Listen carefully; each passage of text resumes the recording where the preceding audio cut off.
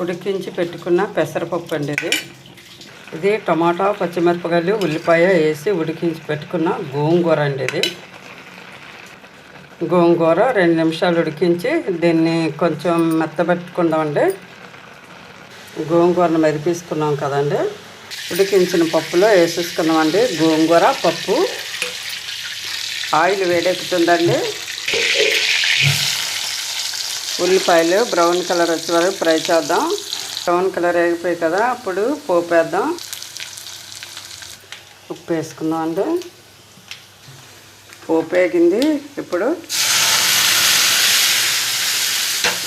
పోపు పెట్టేలా ఉడికించుకుందాం. గోంగూర పప్పు అయితే చాలా బాగుందండి, చాలా రుచిగా ఉంది. చక్కగాను దీని పులుపు దీనికే కదా, ఇంకా పులుపు ఏమీ వేయలేదు.